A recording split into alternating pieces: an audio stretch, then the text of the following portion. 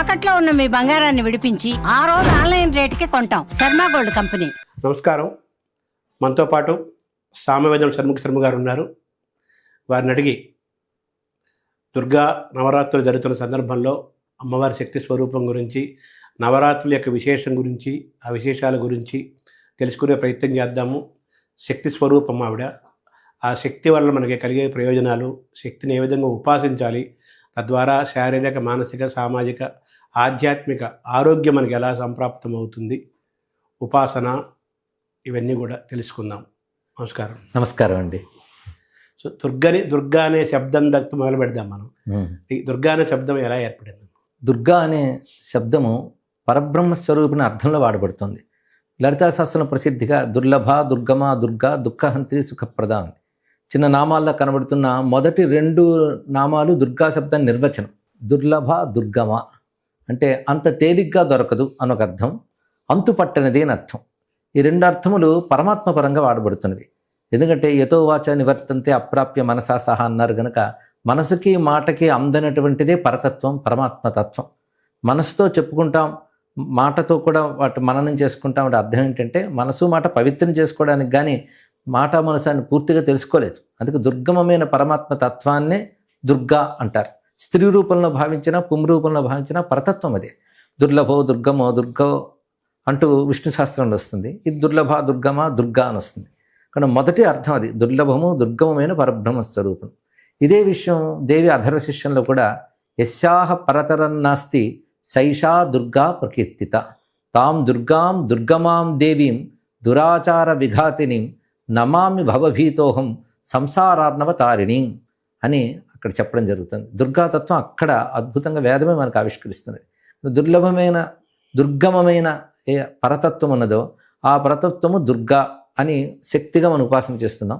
ఇంకొక అర్థంలో దుర్గా శబ్దానికి అర్థం చెప్తూ దుర్గతులను నాశనము చేసేది దుర్గా అని చెప్పారు. ఆ శబ్దో హంతృవాచక అని చెప్తూ చివరికి ఉండేటువంటి ఆ అనే దీర్ఘాక్షరం ఏది ఉందో అది హంతృవాచకం అని చెప్పారు. అంటే దుర్గతులను పోగొడుతున్నది.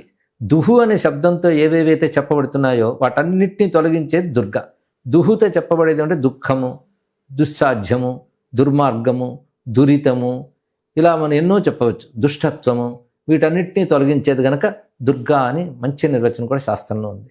మూడవ నిర్వచనం దుర్గా అంటే ఆశ్రయ శక్తి అని చెప్పారు. దుర్గము అంటాం ఒక కోట. ఒక కోటలో ఉన్నవాడు దుర్భేద్యంగా ఉంటాడు, అంటే ఇతరులు ఎవరు అతని దాడి చేయలేరు. అలాగా ఆ పరతత్వాన్ని, ఆ శక్తిని ఎవరు ఆశ్రయిస్తున్నారో వారు కూడా ఆ విధంగా రక్షణ పొందుతారు. కానీ దుర్గా అంటే రక్షణ శక్తి, ఆశ్రయ శక్తి అని కూడా అర్థం చెప్పుకోవచ్చు. తామాశ్రితానాం నవిపన్నరాణాం తామాశ్రిత యాశ్రయితాం ప్రయాంతి అంటే దుర్గా సప్తస్థులని వాక్యం ఇది. నిన్ను ఆశ్రయించిన వారే దేన్ని ఆశ్రయించాలో దాన్ని ఆశ్రయించినట్లు అని అద్భుతమైన మాటను తెలియజేశారు. ఇలా దుర్గా శబ్దాన్ని భావిస్తే ఇన్ని విశేషమైన అంశములు లభిస్తూ ఉంటాయి మనకి. అంటే దుర్గాదేవి యొక్క ఉపాసన వల్ల మానవులకి, ఈ లోకానికి కలిగేది ఏంటి? తర్వాత ఈ నవరాత్రుల సమయంలోనే ఎక్కువ దుర్గని ఉపాసన, దుర్గ గురించి నవరాత్రి వింటుంటాం కదా. ఆ 9 రోజులు ఉండే ప్రత్యేకత ఏంటి? ఏమైనా కొత్త శక్తి మనకు అందుతుందా ఉపాసన వల్ల? మిగతా రోజుల్లో దుర్గని ఏ విధంగా కొలుచుకోవాలి మనం? ఇప్పుడు దుర్గా రూపాచ సంగారే అని ఒక మాట ఉన్నది. ఒకే పరశక్తి కానీ వివిధ సమయాల్లో వివిధ రూపాల్లో వ్యక్తమవుతుంది. దుర్గా అనేది అధర్మాన్ని నిగ్రహించి ధర్మాన్ని రక్షించడానికి వచ్చేటువంటి ఒక మహాశక్తిని దుర్గాను వ్యవహరిస్తాం. ఐశ్వర్యం అప్పుడు లక్ష్మణి, అదేవిధంగా విద్యలప్పుడు సరస్వతిని ఏ తల్లిని అంటున్నామో ఈ రక్షణ స్వరూపంగా ఉన్నటువంటిది. అలాగే సంగ్రామంలో దుష్టత్వాన్ని నిగ్రహించే స్వరూపాన్ని దుర్గా అంటారు. అయితే ఇప్పుడు లక్ష్మీ, సరస్వతి ఇత్యాది రూపములు ఉన్నాయి. దుర్గ యొక్క ప్రత్యేకత ఏమిటి అంటే యుద్ధం యథా యథా బాధ దానవోత్థా భవిష్యతి తదా తదావతీర్యాహం కరిష్యాం యరి సంక్షయం అని అమ్మవారి దేవి మహాత్మ్యంలో చెప్తారు. అంటే దానవోత్థా బాధ భవిష్యతి, దానవుల వల్ల బాధ కలిగినప్పుడు నేను అవతరించి దాన్ని తొలగిస్తానని అభయం ఇచ్చారు. అలా పలుమార్లు వచ్చారు, ఒక్కమారు కాదు. ఈ పలుమార్లు వచ్చిన రూపములన్నిటికీ దుర్గనే పేరు. మొదట మధుకైటభ అనే అసురులు వచ్చినప్పుడు, నారాయణుడు యోగ నిద్రలో ఉన్నప్పుడు బ్రహ్మదేవుడు ఆ యోగ నిద్రను స్తుతిస్తాడు. అప్పుడు ఆ నిద్ర నారాయణుని విడిచిపెట్టి వస్తుంది. అప్పుడు నారాయణ లేచి మధుకైటభ సంహారం చేస్తాడు. కానీ మధుకైటభ సంహారానికి కారణమైన యోగ నిద్రని దుర్గనే అన్నారు. అదేవిధంగా మహిషాసుర మర్దినిగా ఉన్నటువంటి తల్లిని దుర్గని అన్నారు. ఇక శుంభని, శుంభ, చండముండ ఇత్యాది రాక్షసులను సంహరించేటప్పుడు అమ్మవారిని దుర్గని వ్యవహరిస్తాం.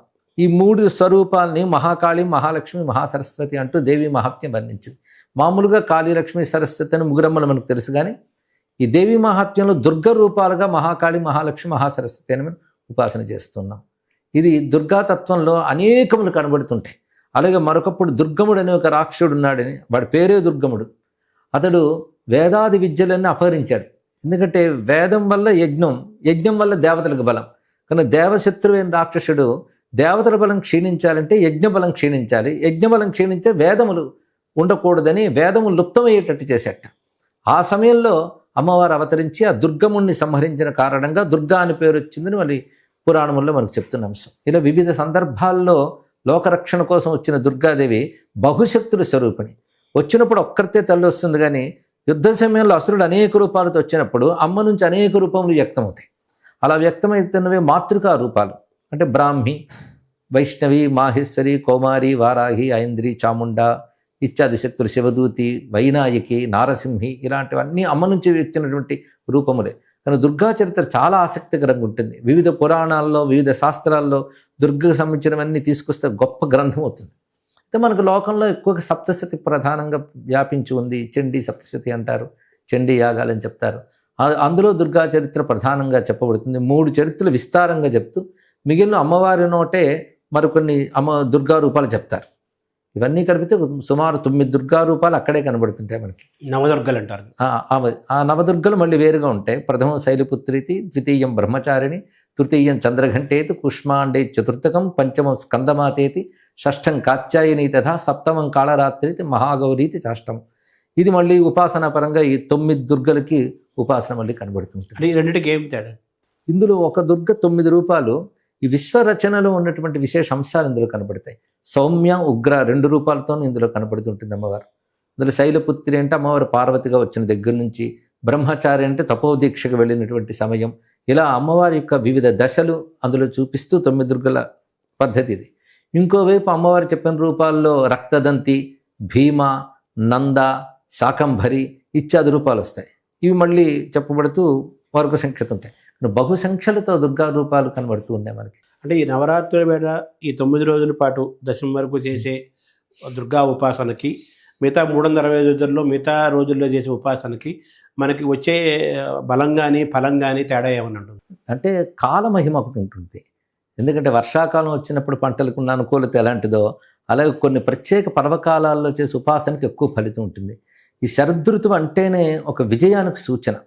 రామచంద్రమూర్తి కూడా ఈ శరదృతువులోనే ఆయన యుద్ధ ప్రయత్నాలకు బయలుదేరడం మనకు కనబడుతూ ఉంటుంది. అంటే శరదృతువు అనేటప్పటికల్లా ఈ 2 ఆశ్వేజ కార్తీకములు కలిసి శరదృతువులో ప్రారంభం ఈ 9 రోజులు కనుక ఈ జయానికి సంకేతం ఈ పర్వములు, జయం సాధించడానికి. అందుకే మొత్తం ఇదంతా కలుపుకున్న విజయ పర్వము అని చెప్పచ్చు. విజయం అనే మాటకు వచ్చేటప్పటికల్లా సంగ్రామంలో విజయమే మనకు ప్రధానంగా కనబడుతుంది కనుక అమ్మవారి సంగ్రామ రూపమైన దుర్గని ఈ నవరాత్రులు మనం ప్రత్యేకంగా ఉపాసిస్తాం. పైగా శ్రీ విద్య ఇత్యాదులు ఉన్నాయి. అక్కడ వచ్చేటప్పటికల్లా మన లలితా త్రిపుర సుందరి ఉపాసన, ఇవి దుర్గా ఉపాసన కంటే భిన్నంగా కనబడతాయి, కానీ 2 ఒకే శక్తి యొక్క రూపాలే కదా. అయినా వాళ్ళు కూడా శ్రీ విద్య చేసేవాళ్ళు కూడాను ఈ 9 రోజుల్లో మళ్ళీ దుర్గను కూడా ఆరాధన చేస్తూ ఉంటారు. ఈ చండీ మహాత్మ్యం ఇవి పారాయణ చేయడం, ఆ చండీ సప్తశతి హోమాలతో పరిపూర్ణం చేస్తారు. చివరికి విజయ అనే పేరు వస్తుంది మనకి. అంటే మొత్తం అంతా కలిపి విజయ పర్వంగా చెప్పబడుతుంది. కానీ ఈ సమయంలో దుర్గమ్మను ఆరాధించిన వాళ్ళు లేదా శక్తిని ఉపాసించిన వాళ్ళు విజయాన్ని పొందుతారు. విజయం అనేది కూడా అనేక సందర్భాలకు అన్వయించవచ్చు. ఎందులోనైనా విజయం సాధించవచ్చు. వాడు కార్యం సిద్ధించాలని చేసే ప్రయత్నం ఫలిస్తే విజయం సాధించడమే కదా. అలాగే ముఖ్యంగా అసుర శక్తుల్ని నశింపజేయడమే ఇందులో ప్రధానంగా కనబడుతున్న అంశం. అమ్మవారు అసుర శక్తుల్నే నశింపజేస్తుంది. అసుర శక్తులు అంటే వాళ్ళకి ఎన్ని శక్తులున్నా వాటితో స్వార్థం నెరవేర్చుకుని లోకానికి హాని కలిగించడం అసురత్వం. ఆ అసురత్వం ఎప్పుడెప్పుడు ఏ రూపాలు ధరించి విజృంభిస్తుందో వాటన్నిటిని నిగ్రహిస్తుంది అమ్మవారు. అసురత్వం బయట ఉండొచ్చు, మనలో ఉండొచ్చు. అంటే భగవద్గీతలో ఆసురీ గుణాలు, దైవీ గుణాలు వర్ణిస్తారు కదా. ఆసురీ గుణాలు మనలో పెరుగుతూ ఉంటే అమ్మవారి ఉపాసన బలం వల్ల, అమ్మవారి అనుగ్రహం వల్ల ఆసురీ బలాన్ని నిగ్రహించుకుని మనలో దైవ బలాన్ని జాగృతపరచుకుని ఉన్నతిని పొందాలి. మనలో ఎలాగో చుట్టూ ఉన్న సమాజంలో కూడాను ఆసురీ బలాలు క్షీణింపబడాలి, దైవీ బలం పెరగాలనే ఉద్దేశంతోనే ఈ శరన్నవరాత్రులు విస్తారంగా దేశమంతటా చేస్తూ ఉంటారు. ఇప్పుడు దుర్గా శక్తి అన్నారు కదా, 2 వేరే వేరా? ఎలా? శక్తే దుర్గా. ఎందుకంటే పరమేశ్వరుడు ఒకడు ఉన్నాడు మన సంస్కృతి ప్రకారంగా. ఆయనకున్నది శక్తి. ఒక్క శక్తి కాదు, ఆ ఒక్క శక్తి అనేక రకాలుగా ఉంటుంది. కానీ శక్తి ఎప్పుడూ ఒక్కటే. అనేక రూపాలకు ఒకే శక్తి చెప్పబడుతుంది. పరా అస్య శక్తి వివిధైవ శ్రూయతే స్వాభావికి జ్ఞానబలక్రియాచ అంటూ ఉపనిషత్తుల మంత్రం ఉంది. అస్య పరమేశ్వరస్య శక్తి, పరమేశ్వరుని యొక్క శక్తి ఉంది. ఆ శక్తి పేరు పర. పర అంటే సర్వోత్కృష్టమైన శక్తి. అదే వివిధైవ శ్రూయతే, అనేక రకాలుగా వినబడుతూ ఉంటుంది. అది జ్ఞాన బల క్రియ ఇత్యాది రూపములతో అది ఉన్నది. ముఖ్యంగా శక్తికి ఒక్క పేరు ఏంటంటే చిచ్చక్తి. ఈశ్వరుడు యందున్న శక్తి పేరు చిచ్చక్తి. ఈశ్వరుడికి శక్తికి ఏమీ భేదం లేదు అంటే సూర్యునికి వెలుగెలాగో, చంద్రికయోరివా అన్నట్టు చంద్రుడికి వెన్నెలెలాగో, అదేవిధంగా శివశక్తిలో ఒకే స్వరూపం అంటే పరబ్రహ్మ యొక్క శక్తి. ఆ అస్య శక్తి వివిధ వివిధ విధాలుగా మనకు కనబడుతుంది. అసలు శక్తి పేరు చిచ్చక్తి. చిత్, సత్ చిత్త ఆనందం అంటాం కదా, చిత్త చైతన్యమే అది. అది సృష్టి చేయాలన్న సంకల్పం కలిగినప్పుడు సంకల్ప శక్తిగా వ్యక్తమై దాని నుంచి ఇచ్ఛాజ్ఞాన క్రియలు వ్యక్తమయ్యాయి. ఇచ్ఛాజ్ఞాన క్రియా శక్తులతో విశ్వం అంతా విస్తరిల్లుతుంటుంది. ఇందులో విశ్వంలో 2 రకాల రూపాలు ఉంటుంటాయి శక్తికి, సౌమ్య రూపాలు, ఉగ్ర రూపాలు. ఈ 2 శక్తి రూపాలే గనక అది ఎప్పుడు మనకు క్షేమంకరమే. మనలో ఉగ్ర రూపాలుగా అమ్మవారిని ఉపాసించడం కనబడుతూ ఉంటుంది. కానీ ఆ ఉగ్రత్వం అనేది మన లోకంలో చూసే అసురత్వం యొక్క స్వరూపం కాదు. అది దివ్యత్వం యొక్క ప్రకటనమే. అందుకే సౌమ్యాని యాని రూపాని త్రైలోక్యే విచరంతితే యాని చాత్యంత ఘోరాని తైరక్షాస్మాం స్తథాభువం అనే మంత్రం కనబడుతుంది. అంటే నీ సౌమ్య రూపంలో ఏమున్నాయో, నీ ఉగ్ర రూపంలో ఏమున్నాయో ఆ రెండిటితోనూ మమ్మల్ని ఈ భువనాల్ని రక్షించమ్మా అని దేవత ఋషులు ప్రార్థించినట్లు చూపిస్తున్నారు. కనుక శక్తే ఇన్ని రూపములుగా ఉన్నది. అందుకే దుర్గ గురించి కూడా చెప్తూ ఒక మాట ఉన్నది. మేధాసి దేవి విదితాఖిల శాస్త్రసార దుర్గాసి దుర్గ భవసాగర నౌ రసంగా శ్రీహి కైటభారి హృదయేక కృతాధివాస గౌరీ త్వమేవ శశిమౌళి కృత ప్రతిష్ఠ. ఇందులో 3 అమ్మల్ని చూపించారు. మేధాసి అంటే సరస్వతిని చూపించడం, శ్రీ కైటభారి హృదయేక కృతాధివాస అంటే విష్ణు వక్షస్థలమునందున్న లక్ష్మీవు నువ్వే. అదేవిధంగా గౌరీ త్వమేవ శశిమౌళి ప్రతిష్ఠ, చంద్రశేఖరుని శరీరంలో ప్రతిష్ఠ అయ్యి ఉన్నటువంటి శక్తివి నువ్వంటూ ఈ 3 రూపాలతున్న దుర్గాసి, దుర్గగా నువ్వు ఉన్నావు.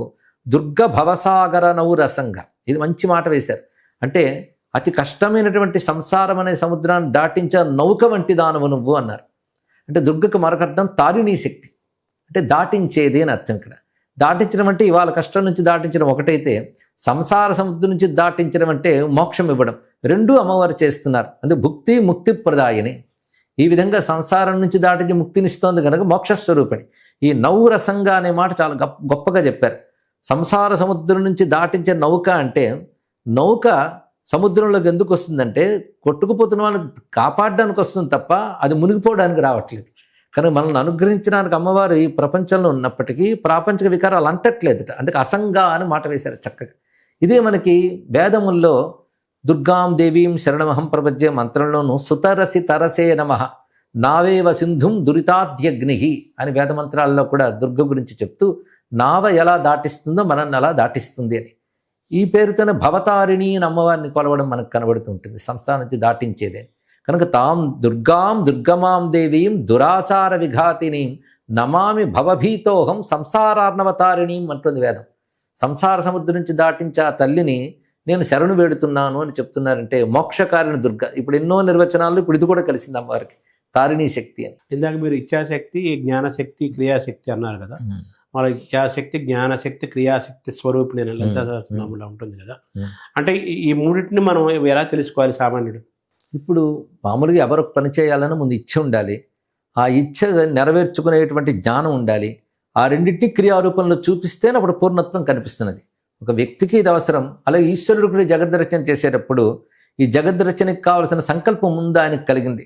అదే వేదంలో కూడా ఉపనిషత్తుల్లో స అకామయత అంటాడు. అదేవిధంగా ఐచ్ఛత అని 2 మాటలు వస్తాయి. అంటే ఆయన సంకల్పించాడు అని. అయితే మనకి ఇచ్చ వేరు, జ్ఞానం వేరు, క్రియ వేరు. కొందరు ఇచ్చ ఉండొచ్చు కానీ జ్ఞానం లేకపోవచ్చు, 2 ఉన్నా వనరులు లేకపోవచ్చు. కానీ ఈశ్వరుడికి ఆ శక్తి అన్నీను, ఆ ఒక్క శక్తిలోనే ఇచ్చ ఉంటుంది, జ్ఞానం ఉంటుంది, క్రియ ఉంటుంది, ఏదైనా అందులోనే ఉంటుంది. కానీ ఈశ్వరుడి యొక్క ఇచ్ఛాశక్తిని సత్యకామ సత్య సంకల్ప అని ఉపనిషత్తు చెప్తుంది. అంటే పరమేశ్వరుడి యొక్క కామ సంకల్పాలు, అంటే సృష్టి చేయాలన్న కామమైనది అది సంకల్ప రూపంలో వచ్చినప్పుడు దానికి ఒక లక్షణం ఉంది, సత్యం. సత్యం అంటే అమోఘం అని అర్థం. అమోఘంగా ఫలించి తీరుతుంది. అలాంటి ఇచ్ఛాశక్తి అనేది. కనుక ఇచ్ఛాశక్తితో ఉన్న ఈశ్వరుడినే మనం ఉపాసిస్తున్నాం. ఇచ్ఛాశక్తి లేని ఈశ్వరుడు అంటే కేవలం నిరామయ తత్వం. ఆ తత్వం ఉపాసనకు సంబంధించింది కాదు. ఉపాసన శక్తితో ఉన్నప్పుడు ఉపాసన అవుతుంది. అందుకే మాయాశబల బ్రహ్మమే ఉపాసనకి అంటారు. మాయా అంటే శక్తి అని అర్థం ఇక్కడ. ఆ శక్తి అంతుపట్టనిది కనుకనే మాయా అని వ్యవహారం కూడా మనం చెప్పుకోవచ్చు. అలాంటి ఈశ్వరుడు యొక్క శక్తే ఇచ్ఛాజ్ఞాన క్రియాది రూపాలతో ఉన్నది. లలితలో ఏం చెప్తున్నామో అదే దుర్గలో కూడా చెప్తున్నాం. ఆ స్వరూపాన్నే విభిన్న రూపాలతో మనం ఉపాసన చేస్తున్నాం అనేది స్పష్టమవుతుంది. అనేక రూపాల్లో అనేక మంది కవులు, మహర్షులు, మహనీయులు దుర్గాదేవిని శక్తి స్వరూపాన్ని విభిన్న రూపాల్లో వాళ్ళు వివరించారు. చాలా అనేక మార్గాలు ఎంచుకున్నారు దానికి. మనకి దుర్గా యొక్క తత్వాన్ని, దుర్గాని తెలుసుకోవాలంటే మనకి సరళమైన సారస్వతం ఎక్కడుంది? సాహిత్యం ఎక్కడ? సరళమైన సారస్వతం అంటే మారణ కవి మార్కండేయ పురాణాన్ని అనువాదం చేశాడు. అందులో పద్యకావ్యంగా దుర్గా గురించి కూడా అందులోనే వస్తుంది. మార్కండేయ పురాణంలోనే ప్రధానంగా దేవి మహాత్మ్యం ఉంటుంది, తీసుకొచ్చి ఇచ్చారు. ఇంకా ప్రత్యేక పద్యకావ్యం అంటే మనకి ములుగు పాపయారాధ్యుల వారు దేవీ భాగవతాన్ని అత్యద్భుతమైన పద్యకావ్యంగా రచించారు. అయితే ఇప్పుడు ఆ పద్యకావ్యాలు కూడా సామాన్యులకు కొంచెం అతీతంగానే ఉన్నాయనుకోండి. ప్రధానంగా సంస్కృతంలో ఉన్న గొప్ప గంభీరమైన భాషలో ఉంటూనే తేలికగా అర్థమయ్యేటట్టు వచ్చేది దేవీ మహాత్మ్యం. అదే మనకి ఇప్పుడు చండీ సప్తశతి అనే వ్యవహారంలో కనబడుతుంది. ఈ వాంగ్మయం మనకు దొరుకుతుంది. ఇంకా పెద్దల రచనల్లో అంటే కొంతమేరకు శ్రీనాథ మహాకవి కాశీఖండంలో దుర్గ గురించి చాలా విశేషంగా రాశారు. ఇంకా ప్రార్థనా శ్లోకాలుగా చెప్పిన గొప్ప శ్లోకాలు అందించారు పోతన గారు. అమ్మలగన్న ఎమ్మ ముగురమ్మల మూలపుటమ్మ చాలా పెద్దమ్మ సురారులమ్మ కడుపు అరడిపుచ్చడి అమ్మ తన్ను లోనమ్మిన వేల్పుటమ్మల మనమ్ముల నుండెడి అమ్మ దుర్గా మాయమ్మ కృపాబ్ధి ఇచ్యుత మహత్వ కవిత్వ పటుత్వ సంపదలు. ఈ పద్యం గురించి ఆలోచిస్తుంటే ఆయన భక్తితో ఒక సమాధి స్థితిలోకి వెళ్ళి రాశారేమో అనిపిస్తుంది. అంత విశేషమైన భావాలు ఇందులో పెట్టారాయన. అమ్మలగన్నయమ్మ అంటే తెలుస్తుంది, అమ్మలకు కూడా అమ్మ అంటే కారణాలకు కూడా కారణం అని అర్థం. ఇంకొక అర్థం అమ్మలగన్నయమ్మ పర్వతరాజు పుత్రి, ముగురమ్మల మూలపుటమ్మ. ఇందాక చెప్పుకున్న ఆ శ్లోకం భావమే ఇందులో కనిపిస్తుంది. పర్వత సురారులమ్మ కడుపు ఆరడిపుచ్చడి అమ్మ తన్ను లోనమ్మిన వెల్పుటమ్మల మనమ్ములు ఉండేడి అమ్మ అన్న మాటలో చాలా విశేషమైన భావాలు ఉంది. సురారులమ్మ అంటే రాక్షసుల తల్లికి కడుపు ఆరడి పెట్టింది అంటే అర్థం రాక్షస సంహారం చేయడం వల్ల రాక్షస తల్లి బాధపడుతుంది. పైగా సురారులమ్మ కడుపు అంటే రాక్షసత్వానికి ఏది మూలమో దాన్ని దెబ్బతీసిందంటే అవిద్యను దెబ్బతీసిందని అర్థం చెప్పుకోవచ్చు. పైగా తన్ను లోనమ్మిన వేల్పుటమ్మలు, మంచి మాట వేశారు ఇక్కడ. వేల్పుటమ్మలు అంటే దేవతాశక్తులకి మూలమైనటువంటి అని అర్థం. అదితిదేవి అని చెప్పచ్చు. 2 దేవకాంతలు అని అర్థం. వాళ్ళు లోనమ్మారు. ఆమె లోనమ్మిన అనే మాట ఎంత అందంగా వేశారు. అంటే పై నమ్మిక లో నమ్మిక 2 ఉంటాయన్నమాట. లోపల నమ్మడం అంటే డీప్, అంతర్గతంగా దృఢమైన విశ్వాసం కలిగినటువంటి వాళ్ళు దైవీ ప్రకృతి ఎవరికి ఉందో వారిని రక్షిస్తుందని. వేల్పుటమ్మలంటే దైవీ ప్రకృతి ఉన్నవారు అని అర్థం. వాళ్ళని రక్షిస్తుంది. పైగా 3 బీజాక్షరాలు 3 వాక్యాల్లో చెప్పారు. కవిత్వ మహత్వ కవిత్వ పటుత్వ సంపదలు. మహత్వము, కవిత్వము, పటుత్వము, సంపద అన్నారు. మహత్వం అనేది ప్రణవాన్ని తెలియజేస్తుంది, పరబ్రహ్మని అని ఓంకారం అక్కడ చెప్తే, కవిత్వం అనేది ఐంకారాన్ని చెప్తుంది. తర్వాత పటుత్వం అంటే హ్రీంకారాన్ని చెప్తుంది. సంపద అన్నప్పుడు శ్రీంకారాన్ని చెప్తుంది. మహత్వ కవిత్వ పటుత్వ సంపదలు అంటే ఓంకార, ఐంకార, హ్రీంకార, శ్రీంకారములు కూడా అందులో పెట్టారు ఆయన. ఓం ఐం హ్రీం శ్రీం శ్రీమాత అనే మంత్రాన్ని ఈ పద్యంలో ఆయన పెట్టేశారు, నిక్షిప్తం చేశారు. మనకు విజయవాడ కనకదుర్గ అమ్మవారి దేవాలయంలో ఆ తలుపు దగ్గర ప్రధాన ద్వారం దగ్గరే ఆ పద్యం చెక్కి ఉంటుంది. తేలికగా ఉంటూ అద్భుతమైన భావం, మంత్రశక్తి ఉన్నటువంటి శ్లోకం ఇది. అంటే మనకు ఎన్నో దేవాలయాలు ఉన్నాయి కదా దేశమంతా కూడా. సరే ఇప్పుడంటే ఖండ భారతంలో ఉన్నాం, అఖండ భారతంలో అనేక దేవాలయాలు ఉన్నాయి. ఈ దుర్గాదేవి ఎక్కడ ఆ శక్తి స్వరూపం మన ఉపాసన దర్శనానికి మీ దృష్టిలో చెప్పాలంటే ఏ దేవాలయం, ఏ క్షేత్రం? అంటే మనకి విజయవాడకి ఒకటి ఉన్నది. అష్టాదశ శక్తి పీఠాలు. దుర్గా అనగానే దుర్గ గురించి చెప్తూ దేవి భాగవతంలో గణేశజన్య దుర్గా అంటూ భర్గప్రియ అన్నారు. అంటే శివపత్ని అయిన గౌరీ ఎవరో ఆవిడే సంగ్రామంలో దుర్గగా చెప్పబడుతుంది. గౌరీ ఎవరు, దుర్గా అదే అని మనకు స్పష్టమవుతున్నది. కనుక ఆ శక్తి రూపాలే శక్తిపీఠాలుగా వచ్చాయి అని మనకి పురాణములు చెప్తున్న విషయం. అంటే అమ్మవారి సతీదేవిగా ఉన్నప్పుడు ఆవిడ శరీర భాగాలు మొత్తం ఏర్పడ్డాయంటే సతీదేవి అంటే శంభుపత్నే కదా. ఆ శివపత్ని అయినటువంటి ఆ తల్లి, ఆ దుర్గయే ఇన్ని శక్తిపీఠ రూపాలతో ఉన్నది. ఒక్కొక్క శక్తిపీఠంలో ఒక్కొక్క విశేషం ఉంది. కానీ వైష్ణవీదేవి అని మనం అంటూ ఉంటాం, జమ్మూలో ఉన్నది. అక్కడ వచ్చేటప్పటికల్లా దుర్గా స్వరూపం మనకు బాగా కనబడుతుంది. 3 రూపములు అంటే మహాకాళి, మహాలక్ష్మి, మహాసరస్వతి స్వరూపములుగా దుర్గా అక్కడ ఉపాసింపబడుతుంది. ఇంకా విశేషించి మన తెలుగునాట దుర్గాక్షేత్రం వాటికి ఇది ఒకటి ఉంది. అయోధ్యలో కూడా దుర్గాక్షేత్రం ఒకటి ఉందని దేవి భాగవతం చెప్తుంది. నేటిగా దుర్గా మందిరం కనబడుతుంది మనకి. బృందావనంలో కూడా కాత్యాయని మందిరం ఒకటి కనిపిస్తుంది దుర్గాదేవికి. ఇక కాశీక్షేత్రంలో ప్రత్యేకంగా దుర్గా ధామం ఉంది. దాని నుంచి కాశీఖండంలో వర్ణన ఉంది. అది ఇప్పటికి కనబడుతుంది. దుర్గా కుండం అక్కడ ఉంటూ దుర్గాదేవి అక్కడ ఉంటుంది. ఇప్పటికి అక్కడ దుర్గా ఉపాసన చాలా బాగా జరుగుతూ ఉంటుంది. అంటే మామూలుగా ఈ మన నవరాత్రులు అనగానే మైసూర్ ఒకటి, ఉమ్. అలాగే కలకత్తా, వెస్ట్ బెంగాల్, ఈ రెండే ప్రధానంగా చెప్తారు కదా. ఆ రెండిటి యొక్క ప్రత్యేకత ఏంటి మిగతా వాటికి పోల్చుకుంటే? అంటే ఈ మధ్య నేను కలకత్తా వెళ్ళి చూడడం కూడా జరిగింది. చిన్నతనం నుంచి రామకృష్ణ పరమహంస వారిపై ప్రీతి ఉండడంతో కొంత చదువుకోవడం కూడా జరిగింది. అక్కడ ప్రధానంగా కాళీ రూపంతో అమ్మవారు ఉన్నప్పటికీ కూడాను ఈ నవరాత్రులు మాత్రం దుర్గా పూజ అనే అంటారు వాళ్ళు. ఈ దుర్గా పూజ అన్నప్పుడు స్పష్టంగా ఈ చండీ సప్తశతిలో వర్ణించిన రూపములే అక్కడ ఉంటాయి. చండీ సప్తశతికి అంగంగా రహస్యత్రయం అని ఒకటి ఉంటుంది. ఈ రహస్యత్రయంలో అమ్మవారి మూర్తులు ఎలా ఉండాలి, ఎలా పూజించాలి, ఇవన్నీ వర్ణించారు. ఆ వర్ణించిన మూర్తులన్నీ పురాణానికి ఆధారంగా ఉంటాయి. ఆ మూర్తులే సృష్టిస్తారు అక్కడ, అంటే ఆకృతులు వర్ణి తయారు చేసి పూజిస్తారు. ఆ 3 మూర్తులు ప్రధానంగా ఉంటాయి. మహాకాళి, మహాలక్ష్మి, మహాసరస్వతి మూర్తులు. మహాకాళి అనేది 10 చేతులతో నీలకాంతులతో ఉంటుంది. తర్వాత స్వర్ణకాంతులతో ప్రకాశిస్తూ అమ్మవారు 18 చేతులు మహిషాసురమర్దిని, ఆవిడికి మహాలక్ష్మి అని పేరు. తర్వాత మహాసరస్వతి అంటే శుంభుని సంహరించినటువంటి తల్లి 8 చేతులతో ప్రకాశిస్తున్నది. ఇవి ప్రధానంగా 3 పెడతారు.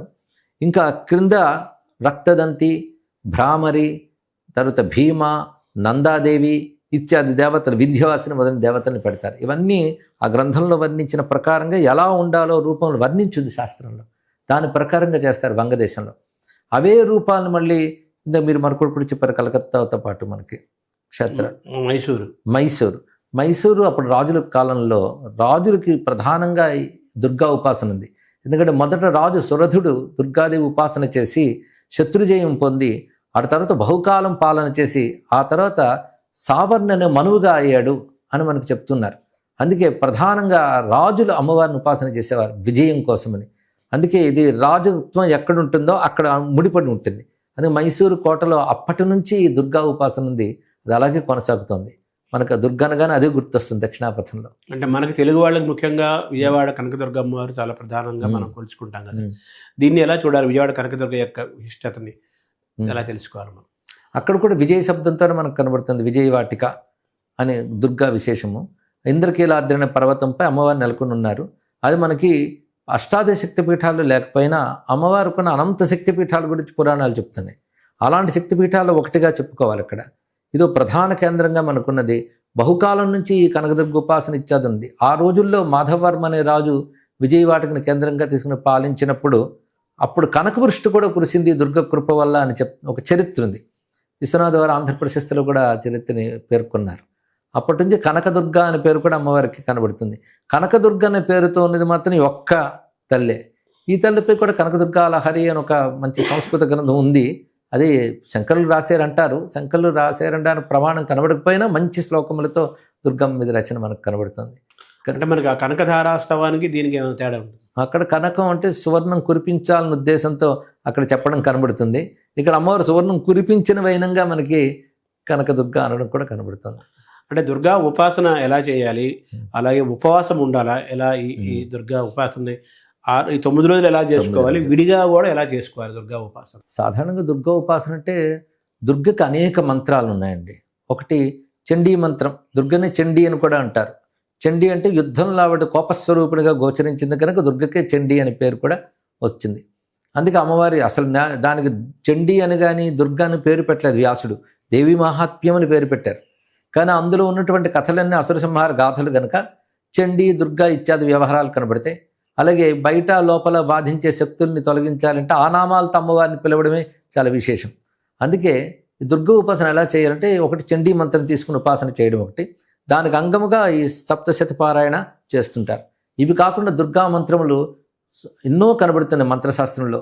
దీపదుర్గా, శూలిని దుర్గా, శాంత దుర్గా ఇత్యాది మంత్రములు కనబడుతున్నాయి.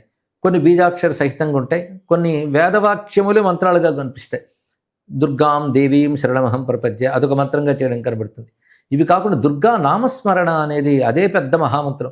దుర్గా నామమే ఒక మంత్రంగా చేసుకోవచ్చు, నారాయణి మంత్రం లాగా. అలాగే అది ఉపాసనలు ఉపదేశాలు లేకుండానే భక్తిగా స్వీకరించి శ్రీ దుర్గాయే నమః దీన్ని మనం అధిక సంఖ్యలో జపం చేస్తే దాని ఫలితాన్ని కూడా పొందవచ్చు. ఇంకా దీనికి అనుబంధంగా దుర్గానామాలు కొన్ని శాస్త్రాల్లో ఉన్నాయి. ఆర్య, దుర్గా, గౌరీ, వేదగర్భ, అంబిక, భద్ర, భద్రకాళి ఇత్యాది నామములు ఉన్నాయి. ఇవన్నీ కూడా జపం చేసుకోవచ్చు. దుర్గా అష్టోత్తర శతనామాలు లభిస్తున్నాయి. దుకారంతో దుర్గా మంత్రం దుమ్ దుర్గాయ నమః అని కూడా ఉన్నది. అయితే గురుముఖత ఇవి తీసుకుని బీజాక్షరం ఉందంటే గురుముఖత ఉండవలసిందే. నామమంత్రాలు మనం భక్తిగా అమ్మవారిని నమస్కరించి జపం చేసుకోవచ్చు. అందుకే దుర్గాయే నమః అనే మాట చాలా విశేషమైన మంత్రంగా చెప్పుకోవాలి. అందుకే దుర్గే స్మృత హరసి భీతిమశేష జంతోహో స్వస్థై స్మృత మతిమతీవ శుభాం దదాసి అంటారు. స్మరించినంత మాత్రమనే ఎవరికైనా భయాలను పోగొట్టేది దుర్గా అనే నామం. దుర్గా అని ఒక్క నామం గురించి కూడా పురాణాలు గొప్ప కథలు చెప్పారు. అందుకే దుర్గా స్మరణ చాలా విశేషమైనటువంటి అంశం. అందుకే ఆ నామము జపం చేసుకోవచ్చు. ఇక అమ్మవారికి సంబంధించిన స్తోత్రవాంగ్మయం చాలా ఉన్నది, వాటిని పఠనం చేసుకోవచ్చు. ఆశ్చర్యకరం, దకారంతోనే అమ్మవారు దు వచ్చింది కనుక దకారంతో సహస్రనామ స్తోత్రం ఉంది. ఇలాంటి విశేషమైన వాంగ్మయం దుర్గపై మనకు కనబడుతున్నది. వాటిలో మనం ఏది లభ్యమవుతుందో మన సమయం బట్టి చేసుకోవచ్చు. ఏ రోజునైనా దుర్గా ఆరాధన చేసుకోవడం చాలా మంచిది. అయితే అదే సమయంలో దుర్గను ఆరాధించినప్పుడు తెలుసుకోవాల్సింది ఏంటంటే దుర్గా, లక్ష్మి, సరస్వతి అని వేరు వేరు అనుకోకూడదు. ఇందులో ఏ ఒకటి మనం తీసుకున్నా మిగిలినవన్నీ అందరూ ఉంటాయి. ఎందుకంటే ఒకే తల్లి యొక్క ఇన్ని రూపాలు. అందుకే దుర్గాతత్వం చెప్పేటప్పుడు దుర్గానామాల్లో కూడా సరస్వతి, లక్ష్మీనామాలు వస్తే మళ్ళీ లక్ష్మీనామాల్లో దుర్గానామం వస్తుంది. నవదుర్గా, మహాకాళీం, బ్రహ్మ విష్ణు శివాత్మికామం లక్ష్మీనామాల్లో వస్తాయి. సరస్వతి నామాల్లో మళ్ళీ దుర్గానామం వస్తుంది. అంటే మనకు చెప్పదలుచుకున్న ఋషి ఏంటంటే నువ్వు ఒక రూపంతో ఒక మంత్రంతో చేస్తున్నా అది సర్వశక్తి సమాహార స్వరూపం తెలుసుకో అని చెప్తున్నారు. ఈ భావనతో దుర్గా ఉపాసన చేయడం చాలా విశేషమైనటువంటి అంశము. పైగా నామమే మంత్రంగా చేసుకోవచ్చు కూడా చెప్పాం. ఈ సమయంలో ముఖ్యంగా ఈ 9 రోజులు కూడా వారి వారి శక్తి అనుసారం చేయమని శాస్త్రం చెప్తోంది, కానీ ఇదే విధానం అని చెప్పలేదు. వివిధ విధానాలు చెప్పింది. ఉపవాసం ఉండడం అనేది ఐచ్ఛికం. ఉపవాసం కానీ, నక్తవ్రతం కానీ, ఏకభక్తం కానీ ఎవరికి వాళ్ళు ఎంపిక చేసుకుని 9 రోజులు చేయవచ్చు అని చెప్పారు. శారీరకమైన స్థితి బట్టి ఇది ఆధారపడుతుంది. కొంతమంది సాయంత్రం వరకు పూజలు చేసి అప్పటి వరకు ఉపవాసం చేసి పూజలు చేస్తారు. కొంతమంది మధ్యాహ్న కాలం అల్పాహారం తీసుకుని సాయంకాలం అమ్మవారికి నైవేద్యం పెట్టి నక్త భోజనం చేయడం ఉన్నది. లేదా మధ్యాహ్నమే భోజనం చేసి సాయంకాలం అల్పాహారం తీసుకోవడం కూడా కనబడుతుంది. ఈ విధానాల్లో ఏదో ఒకటి ఎంచుకుని 9 రోజులు పూజించాలి అని నవరాత్రి కల్పంలోనే రాసి ఉంటుంది మనకి. ఆ ప్రకారంగా ఆరాధించుకోవచ్చు. అంటే ఇప్పుడు ఈ మధ్యకాలంలో బాగా వినబడుతున్నమాట చండీ హోమం చేస్తున్నాం, చండీ అంటున్నారు కదా. అది ఏంటంటే కలియుగంకి ఏమన్నా సంబంధం ఉందా చండీ అనేది, దాన్ని ఎలా చూడాలి? ఒకటి కలవు చండీ వినాయకనో మాట ఉన్నది. కలియుగంలో చండీ ఉపాసన, వినాయక ఉపాసన శీఘ్ర ఫలం, పూర్ణ ఫలం ఇస్తాయి అని చెప్పారు. అయితే ఒకటి తెలిసి చేస్తే చాలా మంచిదని ఒక అభిప్రాయం చెప్పవచ్చు. ఎందుకంటే చండీ యాగం అనగానే దానివల్ల ఏవో అద్భుతాలు జరుగుతాయని, శత్రునాశనం అయిపోతుందని భావం ఉందే తప్ప అసలు చండీ తత్వం ఏమిటో తెలియట్లేదు. చండీ, దుర్గా అనే నామములకు అసలు తత్వం ఏంటంటే పరమార్థ జ్ఞానం పొందాలి, దానికి ఒక సాత్వికమైన జీవనం ఉండాలి, అది బోధిస్తుంది. అమ్మ దేవతను రక్షిస్తుందంటే సాత్విక గుణాలను రక్షిస్తుంది. అందుకే మనలో అటువంటి సాత్విక గుణాలు పెంపొందాలి. సాత్విక సాధన, తాత్విక చింతన ఉండాలి. ఇది చాలా ప్రధానమైనది. చండీ తత్వం తెలియాలంటే దేవీ మహాత్మ్య గ్రంథమే మనకు అద్భుతంగా కనబడుతుంది. అందులో చెప్తున్నవన్నీ కూడా గొప్ప ఉపనిషత్ మర్మాములు చెప్పబడుతున్నాయి. కథ ప్రారంభంలోనే సురథుడు అనే ఒక రాజు, సమాధి అనేటువంటి ఒక వ్యాపారి, వీరు ఉభయులు కూడా జీవిత వ్యవహారంలో దెబ్బతిని ఆ రాజు శత్రువుల చేత ఆక్రమింపబడి బలహీనుడవుతాడు. ఇతడు సొంత పిల్లలే అతన్ని ఇంటి నుంచి తరిమి కొడతారు వ్యాపారిని. వారు ఉభయులు ఒక ఋషి ఆశ్రమంలో కలుసుకుంటారు. వాళ్ళిద్దరూ మాట్లాడుకున్నది చూస్తూ ఉంటే సంసారంలో అన్ని మనం కోల్పోయాం, నా వాళ్ళు అనుకున్న పిల్లలు కూడా నన్ను వంచన చేశారు అని అంటాడు సమాధి. అప్పుడు సురథుడు చెప్తాడు, నీ పిల్లలు నిన్ను కాదనుకుంటే నువ్వు కూడా కాదనుకోవచ్చు కదా అంటాడు. వినడానికి బాగుంది కానీ అలా అనుకోలేకపోతున్నాం, ఏదో తెలియని ఒక మోహం నన్ను కమ్ముతోంది అంటాడు. నాకు అదే బాధ. మన ఇద్దరు ఏం చేయాలంటే మన ఇద్దరు అనుకోవడం ఎందుకు, ఇక్కడ మహర్షి ఉన్నాడు, ఆయన ఆశ్రయిద్దామని సుమేధ అని మహర్షిని ఆశ్రయిస్తారు. అప్పుడు సుమేధ అమ్మవారి తత్వాన్ని బోధిస్తాడు. అంత అద్భుతమైన ప్రారంభం చూడండి ఇక్కడ. ఇది ఎలాంటిదంటే ఉపనిషత్తుల్లో వైరాగ్యం కలిగినటువంటి వాడు బ్రహ్మనిష్ఠుడైనటువంటి గురువుని ఆశ్రయించాలి, ఆయన ద్వారా బ్రహ్మ విద్య పొందాలి అన్నదే ఇందులో ఆరంభంలో అదే కనబడుతుంది. అప్పుడు ఆయన అమ్మవారి గురించి చెప్తాడు. ఆ తల్లి 2 రూపాలతో ఉంటుంది. లోకంలో వారి కర్మలను అనుసరించి అమ్మవారి యొక్క ప్రవర్తన ఉంటుంది. అందరినీ అవిద్యలో ముంచి సంసారంలో తిప్పుతున్నది ఆ తల్లే. ఆశ్రయించిన వారికి అవిద్య పోగొట్టు ముక్తినిచ్చేది ఆ తల్లే. కానీ బంధమోక్షకరీ విద్య, బంధిస్తున్నది ఆ తల్లి, మోక్షమిస్తున్నది ఆ తల్లి, వారి వారి కర్మలను అనుసరించి. అందుకే అటువంటి తల్లిని ఆశ్రయించితే మోహం నుంచి బయటపడతారు అని ఉపదేశిస్తే వాళ్ళిద్దరూ అమ్మవారిని ఉపాసన చేస్తారు గురువు ద్వారా మంత్రం తీసుకుని. చివరికి ఫలితం ఏమిటంటే అమ్మవారు వచ్చినప్పుడు ఆ రాజు అంటాడు, నాకు పోయిన రాజ్యం కావాలంటాడు. వెంటనే ఆ రాజ్యం ఇస్తాను, బహుకాలం పాలిస్తావు, తర్వాత నువ్వు మనువు అవుతావు అని చెప్పి 8వ మనువు సావర్ణివు అవుతావు అని అమ్మవారు చెప్తుంది. నీకేం కావాలని అడుగుతుంది సమాధిని. అతను అంటాడు, అమ్మ ఈ జీవితం నిస్సారం అని తెలిసింది, నాకు జ్ఞానాన్ని మోక్షాన్ని ప్రదానం చేయంటే వెంటనే జ్ఞానం మోక్షం ఇస్తుంది. అంటే ఒక కథలో 2 వృత్తములు చెప్పారు. ఇద్దరు ఉపాసించింది ఒకే అమ్మవారిని, కానీ ఇద్దరు జీవలక్షణాలు వేరు. అందుకే అమ్మవారు ఇచ్చింది ఇతనికి ఐహికమైన ఫలములు ఇచ్చింది, అతడు మోక్షాన్ని ఇచ్చింది. అంటే రెండూ ఇవ్వగలదు అమ్మ. అదే భుక్తి ముక్తి. భుక్తి అంటే ఐహికమైన ఫలములు, ముక్తి అంటే మోక్షం, రెండూ ఇస్తోంది. ఒక్క కథ ద్వారా ఎంత అందమైన భావం చెప్పారు. ఈ భావం తెలుసుకుంటే చండీ చేస్తున్నంతసేపు భక్తి భావం మనలో ఉత్పన్నమవుతుంది. అలా చేస్తే చాలా మంచిది. ఎలాగైనా చేస్తున్నారు మంచిదే, కానీ ఇంత సద్భావం, ఇది పరమార్థ విద్య. ఒక భగవద్గీత ఎంత జ్ఞానాన్ని మనకు అందిస్తుందో ఈ చండీ విద్య కూడా అంతే జ్ఞానాన్ని మనకి ఇస్తుంది. ఇక చండీ అనే మాటలో మనకు అర్థం ఏంటంటే, మనం ప్రచండ సూర్యుడు అంటాం, చండభానుడు అంటూ ఉంటాం. చండ అంటే శక్తి అంతా తీవ్రంగా కనిపించినప్పుడు చండ అవుతాం. అలా అమ్మవారి శక్తి సంపూర్ణంగా వ్యక్తమైతే దాన్ని మనం చండీ అనే భావంతో తీసుకోవాలి. అలాంటి పరాశక్తి ఉపాసన, పరబ్రహ్మ ఉపాసనే, అది జ్ఞానస్వరూపంగా కూడా ఉన్నది. ఈ దృష్టితో మనం చండీ ఆరాధన చేసినట్లయితే ఆ దుర్గాదేవి ఇహము పరము రెండు ప్రసాదిస్తుంది. మామూలుగా తక్కువ మంది మాత్రమే ఈ ఆధ్యాత్మిక సాధన, మీరు అనుకున్న మోక్షము, ఒక రకమైన యోగ మార్గము, ధ్యాన మార్గంలో ఉంటారు. ఎక్కువ మంది ఐహికంగా వాళ్ళకి ఏదో చదువులు రావాలనో, చదువులో ఉద్యోగాలు రావాలనో, ఐశ్వర్యం సంపాదించాలనో, వ్యాపారం బాగా జరగాలనో, లేకపోతే వ్యాధులు పోవాలనో, ఏదో పెళ్ళిళ్ళు జరగాలనో, జీవితం చాలా ఆనందంగా ఉండాలనో ఎక్కువ మంది ఇందులోనే ఉంటారు కదా. సో మీరు అన్నట్టుగా ఐహికము, మన అలౌకికము, లౌకికము, అలౌకికము రెండూ కూడా జరుగుతాయి ఈ ఉపాసన ద్వారా. అదే ఆ కథలో, ఆ స్తోత్రాల్లో అదే కనబడుతుందండి. అందులో ఏం చెప్తాడంటే, ఎవరైనా అభీష్ట సిద్ధి కోరి నిన్ను ఆశ్రయించినట్లయితే, లేదా భయాలతో లోనై భయం నుంచి బయటపడాలని నిన్ను ప్రార్థించినట్లయితే అది ఇస్తావు. అదేవిధంగా వివేకవంతులైనటువంటి వాళ్ళు, వారికి జ్ఞానాన్ని, మోక్షాన్ని కూడా ఇస్తావు నువ్వు, వారి సంస్కారములు బట్టి అని రెండూ చూపిస్తారు అందరూ. కనుక రెండూ ఇవ్వగలదు. ఐహిక వాంఛలతో ఉన్నవారు అమ్మవారిని ఆరాధించుకోవడం చాలా మంచిది. అలా ఆరాధిస్తే ఏం జరుగుతుందంటే, ఒకటి వాళ్ళు గుర్తుపెట్టుకోవాల్సింది, ఐహికమైన వాంఛ ధర్మబద్ధమై ఉండాలి. ఇది చాలా ప్రధానమైనది. అలాంటి వాంఛలతోనే రాక్షసులు తపస్సులు చేశారు, ఐహిక వాంఛలతో. మరి రాక్షసులకి దేవతలకి తేడా ఏమిటంటే, వాళ్ళు ధర్మబద్ధమే లోకక్షేమాన్ని కోరుతూ అమ్మవారిని ఆరాధించారు. ఈ రాక్షసులు అవి రెండూ లేకుండా చేశారు. అందుకే అమ్మవారిని కోరికలతో ఆశ్రయించడం కూడా చాలా మంచిదే. లేకపోతే అమ్మవారిని కాక ఇంకెవరిని అడుగుతాం. కానీ అదే సమయంలో ధర్మబద్ధమైన అని పెట్టుకోవాలి. ధర్మబద్ధమైనటువంటి వాంఛలు అమ్మవారి తీర్చి, తద్వారా క్రమంగా వివేక వైరాగ్యాలు వస్తాయి. మొదటే రావు, ముందే వివేక వైరాగ్యాలు తెచ్చుకుంటే ఎవరు ఆరాధన చేయరు. మీరు చెప్పినట్లు ఐహికమైన వాటికి చేస్తారు, కానీ ఐహికమైన వాటితో ధర్మబద్ధంగా అమ్మవారిని ఆశ్రయించినట్లయితే క్రమక్రమంగా ఆ కోరికలు తీరుతూనే చిత్తం శుద్ధమై వివేక వైరాగ్యాలు కలిగి మోక్షకాంక్ష కూడా అప్పుడు ఉత్పన్నమవుతుంది. అంటే మీరు ఈ దుర్గా నవరాత్రి అవగానే విజయదశమి వస్తుంది, అదైనా కొన్ని రోజులకే దీపావళి కూడా వస్తుంది. సో ఈ రెండింటి సమన్వయంగా మనం ఈ రోజుల్లో మనం ఎలా ఉండాలి, ఏం చేయాలి, ఏం చేయకూడదు, అసలు ఆశ్రయం అంతా కూడా మన శక్తి ఆరాధనగానే చెప్పుకోవాలండి. అందులో ప్రధానంగా విజయ పర్వం అని ఇందాకే చెప్పుకున్నాం. ఈ విజయం కూడా 2 రకాలు, అంతర్గత శత్రువులను జయించడం, బాహ్య శత్రువులను జయించడం. ఈ 2 జయిస్తేనే పూర్ణ ఫలం వస్తుంది కనుక జయా విజయ అని 2 పేర్లు పెట్టారు. ఇది అంతర్గత బహిర్గత శత్రువుల్ని నిర్మూలించడము, జయించడము. ఈ రెండింటి స్వరూపాన్ని అపరాజిత అంటారు. అంటే పరాజయం లేని తల్లి అని. ఆ తల్లిని ఉపాసిస్తారు విజయదశమి నాడు. పైగా దశమి ముహూర్తాన్ని, ఆశ్వయుజ దశమిని విజయాతిథి అంటారు. విజయ ముహూర్తం, ముహూర్తం యొక్క పేరే విజయ. అందుకే విజయదశమి అనే వ్యవహారంలో మనకు వచ్చింది. కానీ ఆ సమయంలో చేసేది అపరాజిత పూజే, విజయపర్వం. ఆ తర్వాత మనకి అమావాస్య, దీపావళి అమావాస్య వస్తుంది. మన వైపు వద్ద తెలియదు, కానీ ఇందాక చెప్పినట్టు అస్సాము, తర్వాత ఒరిస్సా, బెంగాల్ ప్రాంతాల్లో దీపావళి ముందు కొన్ని రోజుల ముందు నుంచి కాళీ ఆరాధన చేస్తారు.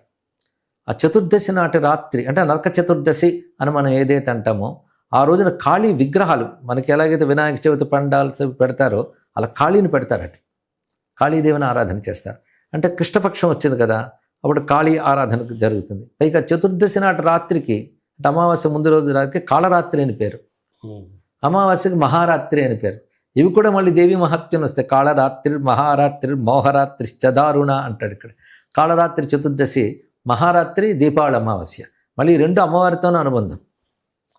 అటు కాళీని చతుర్దశి నాడు ఆరాధిస్తూనే అమావాస్య నాడు మహాలక్ష్మి ఆరాధన చేస్తారు, దీపలక్ష్మి ఆరాధన ఇత్యాదులు చేస్తుంటారు. కానీ ఈ మాసమంతా శక్తిమయంగానే మనకు గోచరిస్తూ ఉంటుంది. కార్తీకం కూడా వచ్చేస్తుంది, కార్తీకం వెంటనే వస్తుంది. సో ఇవన్నీ కూడా ఆధ్యాత్మిక సాధనకి గొప్ప రోజులు. తర్వాత మీరు చెప్పినట్టుగా ఇలా ఉపాసించి ధర్మబద్ధంగా కోరుకుంటే, మనం కోరుకునే కోరికలో ధర్మం ఉంటే అమ్మవారి యొక్క కటాక్షం ఉంటుంది, అన్నీ జరుగుతాయి అనేది మనం అండర్లైన్ చేసుకోవాలి. అయితే ఈ ఉపాసన చేయలేని వాళ్ళు, ఈ మంత్రాలు చదవలేని వాళ్ళు, మామూలుగా రొటీన్గా జీవించే వాళ్ళు, వాళ్ళు ఎలా దీన్ని ఈ అమ్మవారి యొక్క ఆశీస్సులు పొందాలి? చాలా మంచి మాట చెప్పారు. అమ్మవారు ప్రధానంగా భక్తిప్రియ భక్తిగమ్య, పైగా స్మరణ, భక్తి స్మరణ. భక్తి అంటే ప్రేమపూర్వకమైన ఒక సద్భావం అమ్మవారి పట్ల ఉంటే చాలు. వాడు జపాలు చేయొచ్చు, పూజలు చేయొచ్చు, చేయలేకపోవచ్చు. అమ్మవారిని తలంచుకోగానే మనసు ఆర్ద్రం అవ్వగలిగేటువంటి ఒక ఆశ్రయ బుద్ధి, ప్రేమ బుద్ధి ఉంటే తప్పకుండా అమ్మవారి అనుగ్రహం లభిస్తుంది. ఎక్కడున్నా, ఎప్పుడున్నా, ఎలా ఉన్నా స్మరించుకోవచ్చు. అందుకే శంకరులు ఒక మాట అంటారు, భవానీ భవానీ భవానీ త్రివారం ఉదారం ముదా సంతతం ఏ జపంతి నశోకం నమోహం నలోభం న దుఃఖం యథా కదాచిత్ కథంచిత్ కుతశ్చిత్ జనానం. ఎవరైనా ఎక్కడైనా ఎలాగైనా ఎప్పుడైనా భవానీ భవానీ భవానీ అనుకుంటే చాలు, వాళ్ళకి శోకము మోహము లోభము దుఃఖము లేకుండా ఉంటాయమ్మా అని చెప్పారు ఇక్కడ. ఎవరైనా అమ్మవారి నామస్మరణతో ధరించుకోవచ్చు. మన సంస్కృతిలో గొప్పతనం అదే. చేయదలుచుకున్న వాళ్ళకి కఠిన నియమాలతో కూడిన ఉపాసనలు ఉన్నాయి. ఏమీ లేకుండా అమాయకమైన ప్రేమతో ఉంటే నామస్మరణతోనే ఎక్కడున్నా తలంచితే చాలు ధరించిపోతాం. అలాంటి మార్గంలో మనకు పెద్దలు చెప్పారు. అవి కొంచెం భావపూర్వకంగా చేస్తే అద్భుతమైన ఫలితం వస్తుంది. భావానికి ఖర్చు పెట్టక్కర్లేదు, సమయము అక్కర్లేదు, మనసు అంతే. అందుకే భవానీ భావనాగమ్య అన్నారు. అవును. మామూలుగా సామాన్యులు, అన్ని సామాజిక వర్గాలు, అన్ని వయసుల వాళ్ళు, అన్ని రంగాల వాళ్ళు, నిరక్షరాస్యులు అందరికీ కూడా మంచి జరగాలి, అందరూ ఆనందంగా సుఖంగా ఉండాలి అంటే మీరు ఈ ఉపాసనలో, ఈ దైవ ఆధ్యాత్మిక వాతావరణంలో మీరు సూచించేది ఏంటి? అయితే అమ్మవారి కథలు, మన దుర్గమ్మ కథలు చూస్తూ ఉంటే అతి సామాన్యులు అమ్మవారి భక్తులు కనబడుతూ ఉంటారు. రాజులు ఒకవైపు, పండితులు మరొకవైపు.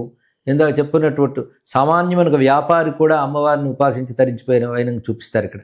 అంటే ఒక అధికారం ఐశ్వర్యం ఉన్న రాజు ఒకవైపు, ఒక వ్యాపారం చేసుకునేటువంటి వాడు ఒకవైపు, ఇద్దరు అమ్మవారి భక్తులు కాగలిగారు. అయితే అమ్మవారికి ప్రధానంగా భక్తి ప్రధానం. భక్తి మన ప్రవృత్తి నుంచి వస్తుంది కనుక ఒక విశ్వాసంతో కూడి ఆశ్రయిస్తే దాని పేరు భక్తి అని నిర్వచనం. దుర్గాదాస్ అని ఒక కథ చెప్తూ ఉంటారు. ఆయన ఒక గాజుల వ్యాపారి. అంటే ఆ రోజుల్లో గాజులు మలారం వేసుకుని ఇంటింటికి వెళ్ళి అమ్మేటువంటి వ్యాపారి. ఆయనకు తెలిసింది ఒకటేట, ఎప్పుడు దుర్గా దుర్గా దుర్గా అనడమే అలవాటు. పొద్దున్న లేచి దుర్గాదేవికి నమస్కారం చేసుకుని తన వ్యాపారంలోకి తను వెళ్తాడు. వెళుతున్నంతసేపు ఎప్పుడు దుర్గను స్మరిస్తూనే ఉంటాడు. ఊళ్ళో వాళ్ళందరూ ఆయనకి దుర్గాదాస్ అని పేరు పెట్టేశారు. అసలు పేరు ఆయన మర్చిపోయాడు. అంటే ఎప్పుడు దుర్గా దుర్గా అనడం వల్ల దుర్గాదాస్ అని పేరు అయిపోయింది. అలాంటి దుర్గాదాస్ యొక్క భక్తికి సంతోషించి అమ్మవారి ఒక సామాన్య స్త్రీ రూపంలో అతడి వద్ద వచ్చి నాకు గాజులు వేయి అంటుంది ఒక చెరువు దగ్గర. అప్పుడు ఆ దుర్గాదాస్ గాజులు వేస్తాడు. వేసిన తర్వాత డబ్బులు ఎంత ఇమ్మంటావు అంటే చెప్తాడు. చెప్పినప్పుడు అయ్యో డబ్బులు లేవో మర్చిపోయాను, తీసేస్తావా గాజులు అంటే, అమ్మ వేసిన గాజులు తీయనమ్మా, నువ్వేవో అమ్మవారిలా కనబడుతున్నావు, పర్వాలేదులే వెళ్ళి అంటాడు. లేదు లేదు నేను ఉచితంగా తీసుకోను, నువ్వు ఈ ఊళ్ళో ఫలానా వీధిలో ఫలానా ఇంటి దగ్గరికి వెళ్ళు, ఆయనకి చెప్పు మీ అమ్మాయి గాజులు వేసుకుంది, డబ్బులు ఇమ్మన్నది అని చెప్పి ఇచ్చేస్తారు. ఆయన అంటాడు నాకు అమ్మాయిలు లేరని, నా మీద కోపంతో అలా అంటాడు కానీ పట్టించుకోక అడుగు అని చెప్తాడు. అప్పుడు ఆ మాట ప్రకారం వెళ్ళి అడుగుతాడు. అతడు మంచి ఉపాసకుడు, ఆ పెద్ద ఆయన దగ్గరికి వెళ్ళి అడిగినప్పుడు మీ అమ్మాయి గాజులు వేయించుకుంది, డబ్బులు ఇవ్వమంటుంది అని అంటే, నాకు అమ్మాయిలే లేరు నాయన అంటే, మీరు ఇలా అంటారని కూడా చెప్పింది అంటే, అప్పుడు ఆయన కళ్ళ నీళ్ళు వస్తాయి. అది మామూలు అమ్మాయి కాదు నాయనా, నువ్వు భాగ్యవంతుడివి, నేను ఉపాసిస్తే నీకు దొరికిందని. ఎక్కడుంది అమ్మాయి అంటే ఇద్దరూ కలిసి పరిగెత్తుకు వెళతారు. మళ్ళీ అక్కడ ఉంటుందేమో చెరువు దగ్గర, కనబడదు. ఇద్దరికి కన్నీళ్ళు వస్తూ ఉంటాయి. అక్కడ అమ్మని తలుచుకుంటూ ఇద్దరు, అమ్మ నాకు కనబడలేదు, నిన్న ఉపాసన చేసిన ఇతరికి కనబడ్డావే అని అంటూ ఉంటే, అమ్మ కనబడి నిన్ను పోల్చుకోలేకపోయాను, మరొక్కసారి రా అమ్మ అని ఇతడు ఇద్దరు విలిపిస్తుంటే, ఆ చెరువులోంచి గాజులు వేసుకున్న 2 చేతులతో వచ్చి అమ్మవారి ఇద్దరిని తన ఐక్యం చేసుకున్న కథ చెప్తూ ఉంటారు ఇక్కడ. ఆ దుర్గాదాస్ అత్యంత సామాన్యుడే కనుక మన సంస్కృతిలో గొప్ప విశేషం ఏంటంటే, అతి సామాన్యులు కేవలం శుద్ధమైన భక్తితో అమ్మవారిని కొలిచి తరించిపోయారు. దాని పెద్ద పెద్ద ఉపాసనలు, పెద్ద పెద్ద దీక్షలు ఏమీ అక్కర్లేదు. వాళ్ళ పని వాళ్ళు చేసుకుంటూ అమ్మవారిని తలంచుకుంటే చాలు. అలా తలంచుకోవడానికి కావాల్సిన నామావళి మనకు చాలా చాలా విశేషంగా లభిస్తున్నాయి. అందుకే ఆ దుర్గా అంటే ప్రధానంగా కరుణామయి, కరుణాస్వరూపం. అమ్మవారి రూపం అంటేనే కరుణ. కరుణ లేకపోతే రూపం ఎందుకు తీసుకుంటుంది ఆ తల్లి? ఏ రూపము లేనటువంటి చిచ్చక్తి ఒక నామంతో ఒక రూపంతో వ్యక్తమైందంటేనే మనం అనుగ్రహించడానికే స్వీకరించింది. అందుకే జగత్రాతుం శంభోర్ జయిత కరుణ కాచి దరుణ అంటారు ఆదిశంకర సౌందర్య లహరిలో. జగత్తును రక్షించడం కోసం ఈశ్వర కారుణ్యం ఒక రూపం ధరించింది, అదే అమ్మవారి రూపం. ఈ అందమైన వాక్యాన్ని మూక కవి కూడా కారణపరచిద్రూప కాంచీపుర సిమ్ని కామపీఠగత కాచన విహరతి కరుణ కాశ్మీర స్తబక కోమలాంగలత. ఇందులో అమ్మ పేరు పెట్టలేదు. కాంచీపురంలో ఒక కరుణ తిరుగుతోంది అన్నాడు అంతే. అంటే అమ్మవారిని కరుణనే చెప్పారు ఇక్కడ. ఆ కరుణా స్వరూపిణిగా అమ్మవారిని చూపిస్తూ ఆ తల్లి గురుమండల రూపిణి గుండి మనం అనుగ్రహిస్తుందని చండీ శబ్దం వాడుతూ ఆ మహానుభావుడు ఒక మాట అంటాడు. కుండలి కుమారి కుటిలే చండి చరాచర సవిత్రి చాముండే గుణిని గుహారిని గుహ్యే గురుమూర్తే త్వాంనమామి కామాక్షి అంటూనే ఇందాక మీరు చెప్పిన ఇంత దుర్గా ప్రస్తావనలో ఆ మూక కవి అద్భుతమైన ఒక పద్యం చెప్పాడు. ప్రణత జనతాపవర్గ కృత రణసర్గ ససింహ సంసర్గ కామాక్షి ముదిత భర్గ హత రిపువర్గ త్వమేవ సా దుర్గా. ఇక్కడ అపవర్గ అంటే మోక్షస్వరూపిణి నువ్వు. ప్రణత జనత అపవర్గ, నమస్కరించిన వారికి మోక్షస్వరూపంగా అనుగ్రహిస్తున్నావు. కృత రణసర్గ, యుద్ధంలో వచ్చిన తల్లే దుర్గన్నాం కదా. ససింహ సంసర్గ, ఇక్కడ సింహం అనే మాట ఇంకో విశేషం ఏంటంటే అమ్మవారి సింహవాహనం దుర్గా విషయంలో చాలా ప్రత్యేకమైన స్వరూపం. అంటే అమ్మవారి ఆలయాల్లో కూడా సింహం ఉంటుంది. ఇక్కడ సింహాసనేశ్వరి. ఈ సింహం కూడా అనేక దేవతా శక్తులతో ఉంటుంది. అమ్మవారి ఉపాసనలో సింహ నమస్కారం ఒకటి చెప్పారు. మామూలుగా నంది శివునికి, గరుత్మంతుడు విష్ణువుకి చెప్తారు, అమ్మవారికి సింహం చెప్తారు. కానీ ఈ సింహానికి కూడా మంత్రం ఉంది. శ్రీ మహాబలాయ సింహాయ నమః అనే మంత్రంతో సింహానికి నమస్కరించుకున్న విజయం లభిస్తుందట. అమ్మవారి యుద్ధంలో సింహం యొక్క క్రీడ కూడా చాలా చూపిస్తారు. కానీ ఆ సింహవాహినిగా అమ్మవారిని ఇక్కడ మనం భావన చేస్తున్నాం. అటువంటి ఆ తల్లి ససింహ సంసర్గ కామాక్షి ముదిత భర్గ హత రిపువర్గ త్వమేవ సా దుర్గా. భర్గుడిని అంటే శివుని ఆనందింపజేసినటువంటి తల్లి రిపువర్గాన్ని, శత్రువర్గాన్ని పోగొడుతుంది. శత్రువులు అంటే ప్రతికూలతలు అని అర్థం. ఇక్కడ మనల్ని ఎదగనివ్వకుండా అడ్డుకుంటున్న శక్తులు లోపల ఉండొచ్చు, బయట ఉండొచ్చు, గుణాల రూపంలో, స్వభావాల రూపంలో ఉండవచ్చు. అలాంటి శత్రు సంహారిణిగా దుర్గనుకి చూపిస్తాడు మూక కవి. అక్కడ కామాక్షిదేవే దుర్గగా భావన చేశాడు. అందుకే అంతా ఒకే శక్తిని చెప్పడంలో విశేషం. కానీ ప్రధానంగా ఈ 9 రోజులు మాత్రం దుర్గా అనే భావమే ప్రధానంగా మనకు కలుగుతూ ఉంటుంది, ఎన్ని రూపాలతో ఉపాసించినప్పటికీ. అంటే మీరు దుర్గా అంటే కరుణ, కాంచి మీరు కూడా కరుణ అన్నారు కదా, అరుణాం కరుణాతరంగితాక్షి అంటారు కదా, దాని అర్థం కూడా అదే. అవును, అరుణవర్ణమే కరుణకు సంకేతం అని చెప్పారు. కరుణా తరంగితం. తరంగితం అంటే ఆగకుండా అమ్మవారి నుంచి కన్నుల నుంచి అలా కరుణ వస్తూనే ఉందిట. ఈ కరుణే రకరకాల శక్తులతో లోకాన్ని కాపాడుతుంది. కానీ లోకంలో మనం చూస్తున్నవన్నీ అమ్మ కారుణ్యమే. ఆ కరుణ తప్ప మరొకట్లేదు. అమ్మక దయ అంటే ఆ మాట కంటే అమ్మే దయ అని ఇంకా బాగుంది ఇక్కడ.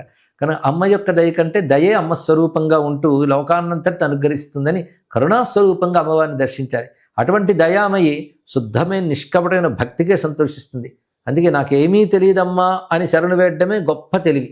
అంటే మంచితనం కూడా ఉండాలి కదా మనిషికి, భక్తి ఒకటే కాదు కదా. అది మంచితనం లేనప్పుడు భక్తి ఎప్పుడు పండదండి. మంచితనం లేని భక్తి రాక్షస భక్తి అవుతుంది. వాళ్ళు తపస్సులు చేశారు, ఏవో పొందారు, కానీ ఆ భక్తిని మనం పేర్కొనట్లేదు. హిరణ్యకశిపుడు భక్తుడే, చాలా తపస్సులు చేశాడు, కానీ అందులో స్వార్థం ఉంది, భగవత్ ప్రేమ లేదు, మంచితనం లేదు. కనుక ఎప్పుడూ ధర్మంతో కూడిన భక్తే భక్తి అనిపించుకుంటుంది. అందుకే ఇందాక కూడా ధర్మబద్ధమైన కోరుకుంటే మంచిది అన్నాం. కానీ మంచితనం ఉండాలి. అసలు భగవద్ ఆరాధనలో ప్రధానంగా 10 మంది క్షేమం కోరుకునేవాడే భగవంతుడిని ఆరాధించడానికి అర్హుడు. ఇది ఎప్పుడు గుర్తుపెట్టుకోవాలి. మా గురువులు సద్గురు శివానందమూర్తి గారు అనేవారు, లోకక్షేమం కోరుకునేవాడినే ముందు భగవంతుడు అనుగ్రహిస్తాడు, తన క్షేమం కోరుకునేవాడిని తర్వాత చూస్తాడని చెప్పేవారు. నమస్కారం. నమస్కారం అండి, ధన్యవాదాలు.